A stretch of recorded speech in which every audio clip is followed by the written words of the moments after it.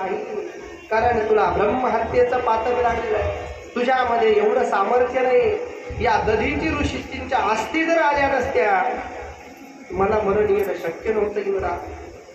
इंद्र बोलू लागला. इंद्राने सांगितलं, अरे तू असाही मरणार आहे, तसाही मरणार आहे, शेवटची इच्छा काय असेल ते सांग. वृत्रासुराने सांगितलं, इंद्रा तुला काय वाटतं? अरे रणांगणावर युद्ध करता करता मरण येणार म्हणजे प्रत्यक्ष मोक्ष प्राप्ती होणार. म्हणून रणांगणावर मरण येणं हे अतिशय श्रेष्ठ आहे. ज्या मरणाकरता योगी, जपी, तपी, संन्यासी अनेक प्रयत्न करतात ते मरण रणांगणावर येणं सोपं काम नाही. वृत्रासुरानं सांगितलं, कोण्याही वीराला हे मरण अतिशय श्रेष्ठ आहे. युद्ध करता करता वृत्रासुरानं शेवटची मागणी मागितली, अहम हरे तव पादैक. भगवंताला प्रार्थना करून देवाला सांगितलं, देवा तुझ्या चरणाचा आश्रय करणारे जे तुझे भक्त आहेत त्या भक्तांची संगती मला प्राप्त करून दे. तुमची ये दासीचा दास देवा, तुमची ये दासीचा दास देवा,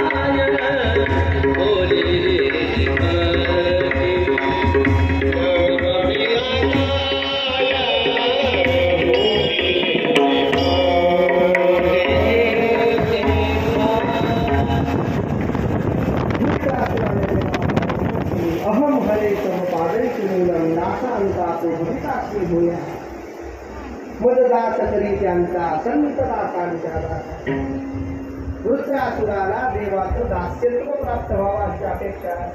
वृत्रासुराने सांगितलं, देवा तुझ्या दासांचा मला दास कर. कारण त्यानं सांगितलं, देवा असुर कुळामध्ये मी जन्माला आलोय, म्हणून मला या जन्मामध्ये तुझं दास्यत्व मागता येत नाही, म्हणून तुझ्या दासांचं दास मला कर. पुन्हा प्रार्थना केली, ननाकपृष्ठम न च पारमेष्ठम. देवा प्रसन्न होताल, मला देण्याकरता तयार होताल, पण देवा मला मागण्याची इच्छा नाही.